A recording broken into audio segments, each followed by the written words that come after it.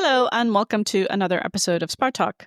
Today we're discussing Greece. Greece has recently experienced some of the most important and massive struggles in decades, following the Tempi disaster, which is one of the worst train accidents in recent European history, which led to the death of 57 people, mostly students.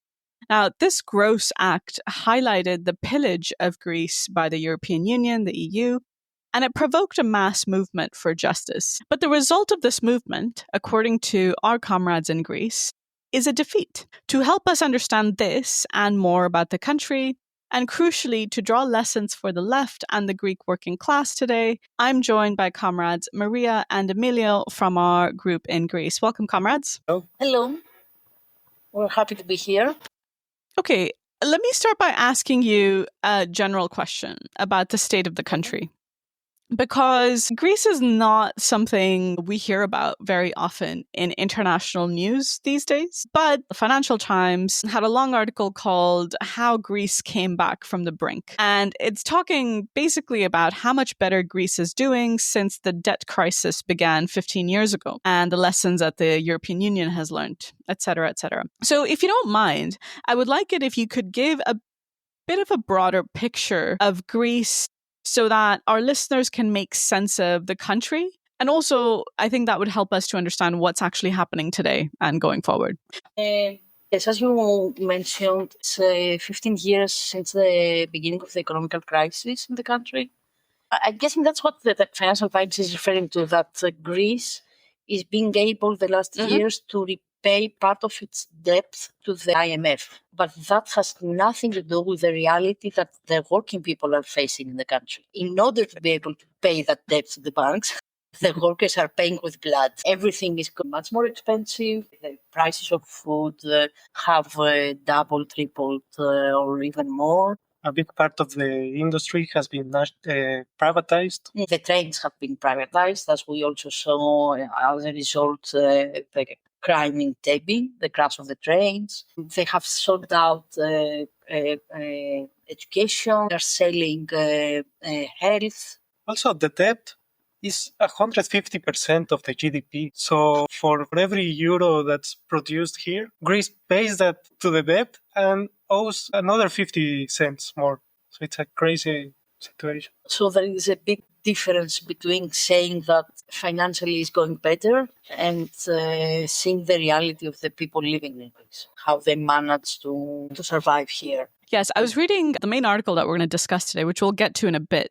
But I was reading that and it said that working hours are the highest in Europe, in Greece? Yes, and on that account, they're going to vote in few days a law under which working 13 hours in a row is going to be the new legality. Working 13-hour days?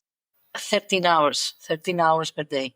So forget the 8 hours per day. And now the new legality is 13. Workers, to be able to survive, actually have two jobs, like a 8-hour one and a 4-hour one, or an 8-hour, 6-hour. It's just you cannot pay the bills. And of course, we're talking about what is legally allowed, because that's not how it goes. A lot of people are working many, many more hours that just don't, nobody's talking about that, it's not the legal hours, but everybody's working that in order to be able to pay their rents and their expenses. And that's also one of the reasons that the last month, the accidents, in quotes, of workers have multiplied. We have every week we have news about a worker died in the workplace. Is this really the case throughout the country? So, big cities like Athens, Salonika, as well as the smaller cities and the countryside? Okay, a difference in Greece is during the summer period in the islands. It's not about bigger and smaller cities, exactly. For example, now that we have summer, there are going to be a lot of tourists coming in the islands. What does it mean? That a lot of people are leaving from the cities to go to the islands to work there, in hotels, in bars, in restaurants. And they have to work almost the whole day. They don't work 8 hours, none of them, because you are hired for 2 months or for 3 months. So they tell you, you can work for 3 months, but you will not have a day off. You will not have 8 hours. And a lot of people are doing that, and they're trying to support themselves for the winter through that work also, because there is a very high unemployment. Mm-hmm. But the conditions for this kind of work is terrible.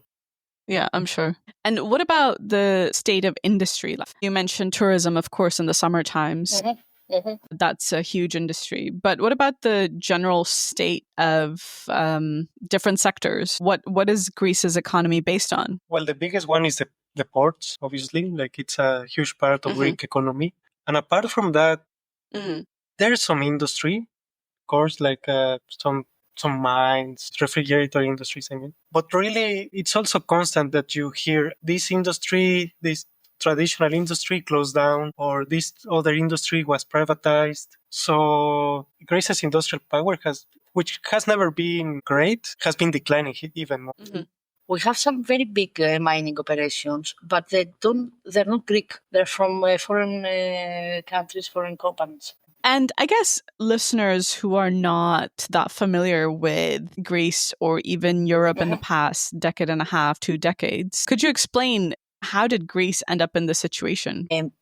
Okay, let's talk from the beginning. 1821, when they signed the existence of an independent country of Greece, it was signed between the big powers. There was not even one Greek person signing that declaration. And it started as a treaty with getting a loan from the big powers. I mean, if you want to see the reality of the loans and the money that Greece owns, it starts from the creation of the country, the same day that they signed the independence of Greece, they signed the first loan. Since then, in reality, the pattern is exactly the same. It's a subjugated country that always borrows money from the high powers since the beginning of the country. It has never changed. At one point, the main power controlling Greece was Britain. Well, now it's the European Union and the United States. But Greece has always been a dependent country that has to follow the dictates of a great power. Until 1940 and the Civil War, it was Britain. And after that, because the British Empire was no more, it just changed hands to the US. But was always under the influence of a great power. I think that's really helpful in order to understand how far back this goes. Really, at the foundation, as you said, the same day that you sign independence, you also sign the first loan. But fast track to the 21st century, and the 2008 financial crisis really made the country come on its knees, and it posed for the country, as I understand it, really a question of what is its future? Is it going to stay in the EU or is it not?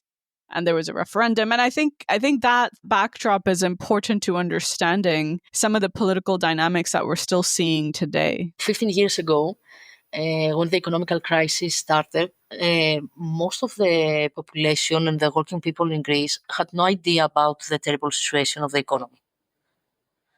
And suddenly, in reality, it was suddenly. I mean, I can remember wondering what the hell happened. We just woke up one day and they told us that there are no money to pay salaries and that we need to go to IMF to take loans in order to be able to pay the salaries. Mm-hmm. Just a few months before that, because we had elections, the then government was saying that money exists, don't worry, everything is fine. And after the elections, we went to the IMF. And since then, not that the situation before was wonderful for everybody, but since then, the situation became even more worse. I do remember that we were waking up every day and we didn't know, the banks were closed, we didn't know if we were able to take out any euros to go to buy groceries, or we were counting to see how much rice we have in the kitchen to know if we can survive the next days. It was for a few days, for a few weeks, for a few months. The situation was terrible for everybody. Mm-hmm. Mm-hmm. And then, a few years after, we have the government of Syriza coming and saying that we're going to change all this. That, okay, a lot of people thought that Syriza is the Greek social democracy, although that's couldn't happen in Greece because we have a very strong communist party. But still, they were saying that they're the left government who is going to protect the working class. And they ended up with a referendum that the day after, thousands were on the streets to support them. What was the referendum asking? That's an interesting question, to tell you the truth, because for most of the population, that was a referendum asking if Greece wants to continue in EU or not. But according to Syriza, that was a referendum asking, do you want this memorandum or another memorandum? Yeah. Because okay. Do you want this when deal or people another voted, deal? exactly, some people voted against the deal of the European Union. Then Tsipras the next day came and said, okay, we're going to make a different deal. Right, yes. He sold out massively. I mean, I remember that Syriza, came out of it came out of sort of nowhere, but it became such a big deal for the left. And it was seen as this real alternative. And afterwards, Tsipras became really hated because of his 180 degrees on the referendum question. Yes, and that's exactly one of the problems with the left, because not almost, except Kukwe, but for different reasons. We can talk later about that. The rest of the Greek left was following Syriza and saying that Syriza is the hope for a left government. We were the only ones on the left that were saying that that's not the case. Syriza is not going against the European Union. Syriza is not for exiting EU or Europe or Euro. So don't trust them. They're not going to do what you think that he's going to do. And that was the case. Even the ones that criticized Syriza did that because they wanted to push Syriza to the left so that they became a better party. So there was never a question in the left to pose an independent alternative. Yeah. I mean, the reason why I asked this question is to give a bit of a context for the current state of the economy, the country, with the situation faced by the working classes, and also to make sense of Tempi, because I think Tempi has everything to do with how the EU has destroyed the country. And it's not just a technicality of a train crash because of a technical problem. There's politics. The Tempi really shows the imperialist pillage of Greece. That's my understanding in terms of the propaganda that you guys have been putting out over the last, over a year on this question. So I just wanted to get our listeners to have a sense of,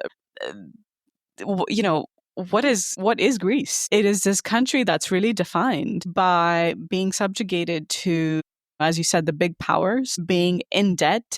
And who's paying the debt? I think, as you said, Maria, at the start, it's people's blood that's paying this debt. I think for an outsider, for somebody not familiar with the country, that kind of a picture helps to really understand the mood, the tasks. I think most importantly, what should the workers be fighting for in general? So I think we can now start shifting a little bit to the Tempi disaster, which is the main topic of our discussion. And just explain what was it and why was that so significant? So it was a train crash, but you have to understand that it was a frontal train crash, and the trains were moving towards one another for, 15 minutes. And it really shows the destruction of the country in the sense that there's not even signaling in the train system. The train system in Greece has been so degraded that this horrible accident happened, 57 people died. And it has to do also with the privatization of the trains. Now it's an Italian company that owns the trains. And as you said correctly, it's all connected with that the country, it's connected with the economic crisis, but it's also connected with the fact that the country is subjugated. For most of the things that they're selling out, because they totally sold out the trains. They sold it for, I don't have the number in front of me now, but for something like nothing. It had to do with preconditions for the money from the IMF, that they need to privatize the trains. That's the problem. And that's why have said from the beginning, from 2 years ago when it first happened, this Tempi crash, we were saying that this is an opportunity for the country to change course, but that this cannot happen if we don't connect the reality of the country with the subjugation of the country. If we don't connect the fight for better trains with the fight for the living of the people here. Because both of them have one thing in common: the imperialists that are behind all these attacks. Also, another aspect is the corruption, because the government has been trying to hide this accident, and they haven't revealed any of the books of what happened exactly. But also, there has been reports that there were explosive materials inside of the trains that shouldn't be there, and that actually the victims of the crash died because of the burns provoked by those explosive materials. Yeah, because of an explosion happened, not because of the crash of the trains, most of it. So it really, this question of Tempi connects everything from the imperialists that have ruined the infrastructure of Greece, from the government who is complicit with that, and that has been hiding all of this accident. Really, the Tempi, the crime of Tempi is something that workers see. They see all of their, all of their pain reflected in that. Yeah. So it was really something that millions were able to relate to in one way or another. Following the Tempi disaster, we saw some of the largest demos in Greece. Is that right? Yes, that's correct. It was something that shook the whole society, and because in Tempi, besides how it happened, because in reality it will be avoided, it was also that in this 57 days, most of them were young kids going back to the university. So it was in the ages of 17 to 20, 21. And Greece, because it is also a very traditional society, when all these kids in reality died, all the families in the country felt it. So when a year ago, the families of those who lost kids in the Tempi accident asked for support from people to participate in a demonstration, millions were on the streets. It was one of the most massive demonstration that had happened the last 40, 50 years in the country. So this was a mass movement that really struck a chord with ordinary Greek people.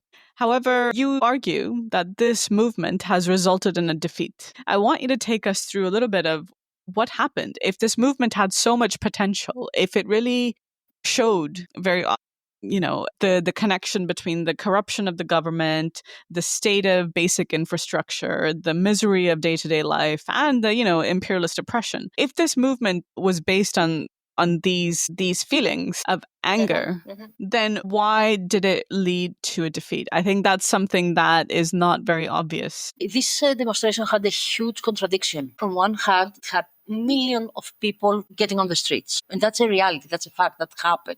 And it was also very emotional. But from the other hand, there was no connection between the anger of the people and a demand to move this fight forward. There was no connection with this fight, with the fight against the imperialists. I think for workers, for example, workers were very excited about this protest. And they saw it as a way to fight for their conditions against the government. They wanted justice. And they went to the streets with that in mind.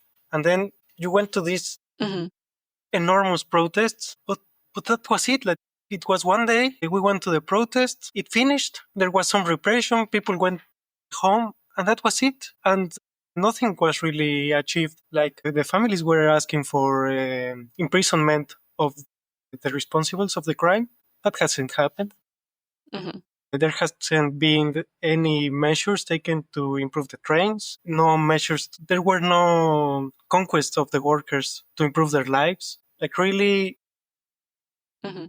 this enormous strike that paralyzed the whole country didn't bring the workers' movement forward. That's the contradiction. Although people went on the streets and the whole country did paralyze totally, but there was no revolutionary leadership behind that. But also a few months before the demo, and I think that also played a role, the government, because it was afraid of what's going to happen, had started attacking the families of the victims of the Tempi, accusing them that they are trying to mobilize the people on their own gain to win things for themselves. So before the demo, the families of the Tempi took a step back and they asked from the people to participate in the demo without parties. Yeah. I wanted to ask you a couple of questions on this. You said that the families organized the demonstrations without political parties. You've also earlier said that, to understand anything about politics in Greece, you have to understand that there is a mass communist party, right? The KKE. So on the one hand, well, why didn't this communist party provide the kind of leadership that connected the struggle of Tempi to the struggle against imperialism? I think that's one question that I would ask. I think second, what is this thing about not having political parties attached to this protest, which is obviously very political, right? They're demanding justice against a corrupt government that allowed this type of a tragedy to occur that is deeply political. But the movement, I think, or the families anyways, they felt the pressure maybe and said, oh no, well, we don't want politics here. And I think that's also a huge mistake. And I was wondering if you could, sorry, those are two big questions, but if you could kind of lay out, well, why no leadership and what's wrong with consciously saying we don't want politics? Yes. First of all, to say that the families do not bear any responsibility on that. The families did their own fight to find justice for the kids that died. And they were under a lot of pressure and a lot of attacks from the government. So what the families did is that what we want is to find justice for our dead kids. And that's absolutely a just fight. But they're not political, the families. They're families, they're parents. The main problem for me is on what Kukwe did. Kukwe refused to provide any independent road for what? For the working class, for the workers generally. For Kukwe, Greece is not an oppressed country. Greece is an imperialist country. Right. After all you've been explaining about Greece, yes, they think that it's imperialist. Okay. So Kukwe thought that with this demo, if we go behind the families, if we just show our support to the movement of the families, then the people will see that Kukwe is fighting for the just cause, and they will win votes in the future to become stronger. For Kukwe, after the Civil War, everything they do it in order to obey the legality of the system and to prove that they will never go against the parliamentary legality of Greece. If Kukwe was putting forward in these demos an independent road, things would have been totally different, and that's something that Kukwe doesn't want to do. From one hand, in this demonstration, what they did is that they did mobilize their bases, and they have a huge basis. So at least half, if not more, of the millions of the streets were coming with Kukwe, or people that Kukwe had mobilized to come in the demo. But also, the problem is that Kukwe didn't put the workers at the vanguard of this struggle. They didn't put the workers as the leaders, or they didn't try to put a workers' road forward for this struggle. They put the workers as a rearguard of the movement, following what was happening. So, I mean, what should the Kukwe have done? Okay, what Kukwe did and what Kukwe should have done. First of all, Kukwe didn't do something by mistake. It's not because they don't know what they should have done. It's because they didn't want to. It's because if Kukwe had taken the lead in this demo, we may have a pre-revolutionary situation. And that's something that Kukwe is really afraid of. Although they do have in their theoretical journals the word, revolution and socialism and communist society, indeed, they're really afraid of something like that. All their actions since the Civil War is to prove to the rest of the bourgeoisie and the bourgeois parties that they can keep legality. And that's what they're doing. Their goal is to win votes for the election. They think that if people vote for Kukwe, that means that their conscience is better. And through these elections, we can move to changing the society. It's a way of Kukwe's gradualism. Yeah, I have a question on this because this is something we see with a lot of mass communist parties that still exist. So I'm wondering, what you've just explained to us here, how would a member of the KKE respond or react to what you've said? That your party, you are afraid of a revolutionary situation. You are just interested in legality and getting enough votes to get into office. Would they would they agree with this? Would they hate this? What would they say? I'm trying to understand what's the gap. Because what's the gap between the leaders? Because we have discussed that with some KUKUE members. Okay, KUKUE members have two things. First of all, they're very loyal to the leadership. And second, they do believe something that the leadership keep telling them, but I don't know until what point they're going to believe that, but for now they do, that the objective conditions are not ready. That's how KUKUE justifies everything they're doing. The objective conditions are not ready for the working class to take power. Mm-hmm. Yeah. When will it be ready, if not now? That's a question. That's $1 million question. That's a huge problem, because when you have millions of workers in the streets ready to fight against the government, and you just say that the objective conditions are not there yet, you just demobilize the workers. You stop their struggle. And that's what we have seen, like, in not only at Tempi, all the important struggles from before. What ends up happening is that you have a huge strike one day, and that's it. It finishes. We don't continue the struggle.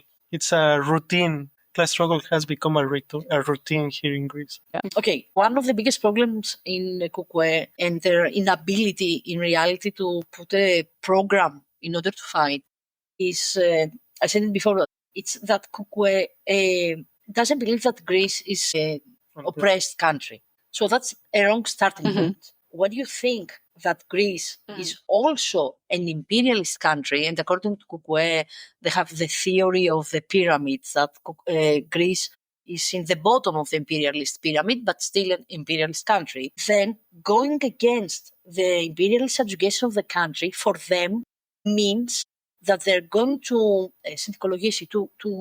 collaborate with the Greek bourgeoisie. So they deny to go against the imperial subjugation out of their fear. Yeah, that's also a huge problem, because what that means is that the KKE cannot unite the struggles of all the people to go against the government, because imperialist subjugation is what lies behind all of the attacks that have been happening. All the attacks against the students, against the farmers, against the workers, against the families. All of that is united by the imperialist oppression. And if you don't go against that, then you cannot mobilize the masses, really. Okay. And then the other question I had asked was about the being apolitical. I think you're absolutely right that, the families are fighting for their dead children, right? Like, the blame does not lie on the families. And as you were explaining, the central problem lies with that party that claims to be communist, that claims to be fighting on behalf of the workers, but is actually demobilizing them. But I think this is something we see in many other movements, right? That they think, oh, well, there's no politics here. We're just all united on some question that's not political. So what is wrong with the whole notion of apolitical movements? Because you have devoted a section to this question in your article. So I'd like you to elaborate on that. I would like to start by saying that I do understand the people that they say that they're apolitic. And the reason I understand them is that for many, many decades now, especially under the EU and the US, all the parties of the Greek bourgeoisie have betrayed these people. So I can really understand them why they say that we don't want parties. And the other side of this is that the left, on its side, it hasn't been able to respond at all to the attacks. So, for example, in protests for Tempi, many people asked us if we were KUKUE, because they didn't want to hear anything that KUKUE had to say, because they don't see it anymore as a viable option. They are over it. So when you have decades of defeats and failures, when you have lost faith in all the political parties that you have trusted until now, and when there is no other party to provide you with an alternative, yes, then you become apolitic. And I think that's exactly where we are now with the big part of the population. But what they haven't understand is that apolitic cannot offer them any other solution, cannot help them win anything, cannot lead them to any victory. It's going to be, again, another failure and another betrayal. Yeah, which is what we saw. What we saw, and we were going to see in the future also. And we'll see it again in the future, up to the point that we will see a party that can really respond to the needs of the workers. Because right now, we haven't seen that party. And unfortunately, we're too few to provide that answer, to provide that way forward. Yeah, I think this is a situation not unique to Greece, but really internationally. The whole question of the party. This is a point that comes up in all the discussions that we have on this show. Speaking of the party and how to build it or cohere it, or any steps towards such a party, let's talk a little bit about the left. We've talked about the KKE and its refusal to put forward an independent road of struggle that would connect, Tempi with the entire pillage of the country. We've talked a little bit about the apathy and the desire to just turn away from all the parties on offer because they've betrayed time and time again. What about the left? What about the left that criticizes the KKE? And did they have strategies or perspective to offer to the workers to take the struggle forward? I think the left can have some correct slogans, like they differ. In the Tempi struggle, they differed a little bit of KKE, because while KKE was just saying their benefits our lives, which is their main slogan for Tempi, which really says nothing. Okay, the left did say that we need a nationalization of the railway to fight again, to go against NATO, all of that. But the problem of the left is that they also don't put the struggle against imperialism at the center. Like, they don't really understand its importance. They see it just as another slogan, a slogan more that we have to raise. They don't see it as the link of all the struggles. There is also another problem with a lot of, not all, but a lot of the Greek left parties.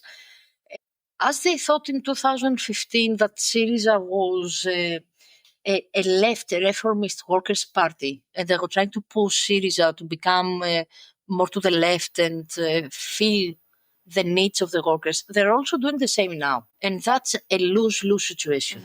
There needs to But be who are they doing this to? break. Who are they trying to push to the left? They try to push to the left either Syriza or the split from Syriza, the new left group. They still believe, some of them, like the Greek SWP, for example, that Syriza is a reformist workers' party. And it's also, I think it's more ridiculous now. It's more ridiculous than in 2015, because now Syriza has collapsed entirely. They are no longer, they don't even have the pretension to be leftists or to fight for the people. They are now a neoliberal party. One of the problems of the left is that they don't make a clean cut from the bourgeois parties, from the liberal bourgeois parties. And instead of allying with the working class, which they are their natural allies, they are still looking for liberal parties to support. And actually, it's interesting that the left doesn't try to do work with the KKE workers. They would like to do more work with the liberal parties of Syriza or even PASOK. But when we tell them that we need to focus our work towards the KKE, they get surprised. Like, what are you saying? That's a reformist party. We cannot work with them. So it really shows how they are very far away from the working class. But we can work with Syriza? Exactly. Yeah. That is quite a shocking state of affairs. So it seems that the left really is not in a good position from how you're explaining the situation. It seems like the left in Greece is quite weak. You have the KKE, which, yes, I think workers, it sounds like to me, are starting to be fed up by it. But of course, it retains its mass base. But the smaller parties, they're really kind of hopeless, it sounds like. So what should we do? We have a group, you guys, in Greece, the Trotskyist Group of Greece. What is your perspective for the left and for the workers in this country who, after 2 years of struggle following Tempi, are turning towards apathy? They are feeling defeated, and we don't see more struggle on the horizon. And internationally, there's Trump. And that's something we haven't talked about so much, about Greece and the world situation. But in this coming period, and the state of the left being what it is, the state of the workers' movement what it is, what do communists in Greece have to say about this and what to do? Before I go specifically on your question, I want to say one thing. For me, there is something common, and that's what our goal needs to be, our target. There is something common between the base of a lot of members in the base of KUKUE and also in the base of some of the left organizations we have in Greece. There are people that really believe in a different society. There are people that really believe in the need of communism and the need of revolution. And that must be our target. These people that really want to change society. And I think from that, the point we have been trying to do with the left is that the left needs to take another path. How to say it? Take a different road. Yeah, take a different road. Because to break with the liberals, to orient towards the workers, and really become an alternative to the leadership of KKE. Because KKE workers, they become disappointed with their own leadership. For example, with Tempi, we saw it. But they have no other place to go. Like, they see the left and they see supporters of Syriza. They are not going to go there. So what we propose is just to reorient the left. And our way to do that, to try to build something and also to reorient the left, is something that we have started doing the last period, and we will continue doing that, is we're trying to approach the left groups in Greece to build some common action. Mm-hmm. For us, the question is not which organization is going to call for the common action, but it's if that action is going towards the interests of our class. We have started trying to intervene in left organizations, sending them letters, emails, and stuff like that. We haven't succeeded until now, but we'll continue doing that because we think that that's a way to try to build something with others that also have the same desire for a common society. And actually, that was very important for us during the Tempi struggle. And that's why we called for action committees, because it was a way to organize the working class, to unite it, but also to be able to push the struggle forward and show another road for the working class in that struggle, to create another pole. I think the need for united action is something that has been coming up again and again in our discussions throughout the countries in which we have groups, because it really is a reflection of the reason why it's so necessary is because the workers' movement is weak and the left is divided and fragmented and irrelevant, frankly. In many countries, workers are looking to the right, or they're apathetic, or they don't like anything that's on offer, and they're looking for something alternative to the status quo. And, we're not saying bury our differences, but that there's a need to engage in common fronts. And I really liked how you put that, Maria, in terms of what is in the interests of the class. And I genuinely I feel strongly that I think a lot of organizations do not take that as their starting point. And I think that is why it becomes a question over, whose turf is this? Who called this action? Do we want to look like we're capitulating, or, we don't want to look like we're weak in front of the other group, or this and that. But it's really ultimately a question of, if something is in the direct interests of the working class, then it is actually the duty of socialists, anybody who considers themselves a revolutionary, to support that action to the best of their abilities. And meanwhile, fight for your political differences, fight for your strategy. But that's the whole point of doing united front actions. You strike together, yet you maintain your separate banners. And I think this is a problem that we're seeing again and again in many countries, where we are finding this is one of the difficulties in doing our work in this period. Yeah, that's true. One thing we haven't talked about so much is the unions. Now, why I raise this is because you end your article by motivating a perspective for how to build the defense of the working class, right? As we go deeper into this period, you've just laid out the situation facing the Greek masses. It's not good at all. Trump is only going to make the situation worse. There's probably going to be another economic crisis, in the not too distant future. And all of that points to preparing the class to confront these attacks, how to defend the class. So what is your perspective for how to build that defense? And that's why I bring in the unions, because they're the basic defense organizations. But you're right that we didn't have the time to talk about the elections of Trump also, because it does influence every country, and also Greece. Although, to tell you the truth, until now we haven't seen a clear picture of how things will develop here, although the government is already making some right-wing shifts wherever they can. But the only thing that I think everybody agrees is that things are going to get worse, and we're going to have more attacks against the working rights. So the next period is a period that we need to prepare the working class to be able to have defensive struggles. There's going to be a huge need to defend our even most basic rights until now. In this huge and important role plays, as you said before, the unions. And right now, the unions are not in their best possible situation. We have a lot of unions that they are dispersed, they're weak. We have different unions in the same workplace. We have different unions in the same occupations, divided by nationality, by ethnicity, by different paychecks. The unions like that are very weak. They cannot defend anything. What we need to do is to unite the unions and to unite the workers under one union. For us, that's the best defense for the immediate future. How do we do that?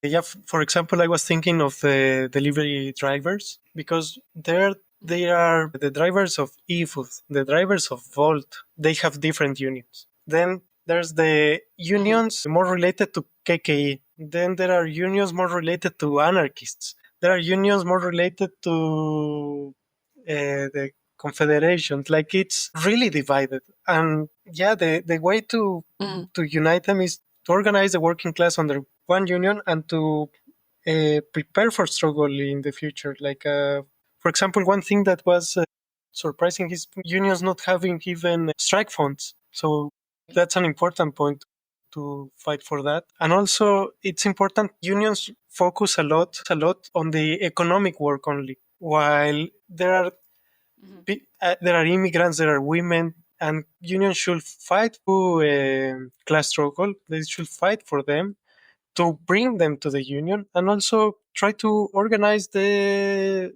unemployed. I think it's an important part. And those who are unorganized, there are a lot of workers that are unorganized.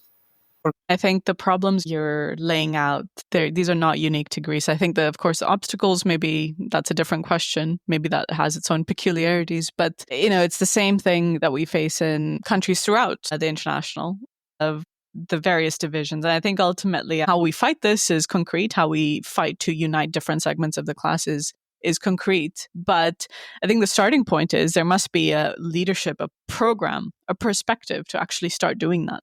Right? Somebody should fight for this perspective to start with and win comrades, their co-workers, etc., to this perspective. Ultimately, this is not going to be an easy battle, but it's a necessary battle. And it's not going to be a battle that we're going to win tomorrow, but it will happen through the course of struggle. When there's more social struggle, I think we'll have more successes in getting this perspective off the ground. But ultimately, this is what's necessary. But I think first and foremost, you need a force that's willing to fight for this in the left and in the unions. Yeah. Absolutely. The other perspective that is very important is the defense work, I think, because there have been lots of arrests, lots of expulsion of people from their works. Like, the government, after the defeat of Tempi, really started an offensive against the working class, and it's important to reorganize the working class movement. It's important to defend these people. For sure. This is kind of the most basic stuff that communists should be participating in and advancing today, because of the state of repression against the workers' movement and the left in general. But that's unfortunately what we have to do. Yeah, absolutely. Go back to the basics, because they're attacking even the most basic rights we have right now. Yeah, what you started with, the 13-hour day. Yes, that is a tremendous attack. That is a defense of the workers' movement. But also, when political activists are being gone after, those questions are things we have to take up. So I guess I would like to start wrapping up this discussion by maybe asking you one general question: the lessons of Tempi. Yeah, we saw a huge movement that was defeated. What is one thing that you would like to say to our audience about what Tempi shows? Okay. Very, very basic. What Tempi shows is that people who wanted to fight, people who are angry, people who are desperate for justice, but without revolutionary leadership, that's not possible. Mm-hmm. Yeah. I quite appreciate the way you've put that, because I think it drives home the key point about the leadership. What are they fighting for? There is a lot that people should be fighting for, and they do fight for, but what to do about it and how to do it. I think that's the key ingredient. Because one thing that I can say about the Greek population is that they're not lacking the will to fight. Mm-hmm. Yeah, a very militant working class. Mm-hmm. Yeah, okay. On that note, I don't think I have any more questions. Is there anything else you wanted to add to our audience? I will, of course, link the article that we've been discussing. It's called, well, the English translation, it's in Greek, obviously. The English translation is called To the Workers, How to Prepare for the Next Battles. And it's really taking the lessons of the last 2 years to drive home the betrayals of the left, of the KKE, etc. And yeah, how to prepare, because those battles are coming. They will be coming. And the main thing that communists right now can do is prepare those battles. So is there anything else you wanted to add? Yeah, I was thinking that since we wrote this, which is not very long ago, it was a month ago, we have already seen an even more right-wing shift in society, in the government. There had been a couple of attacks in high school teachers for supporting Palestinian demos. They decided to take out from a book from high school, take out a quote that was talking about the Palestinian oppression. This is very right-wing turns, and that's just the beginning. So yes, we do need to be prepared for the next fights. Okay. Well, on that note, thank you, comrades, for coming to help us to make sense of Greece and what's been happening in the country and what we can expect in the coming period. I appreciate you taking your time. Thank you very much. Thank you very much. It was our pleasure.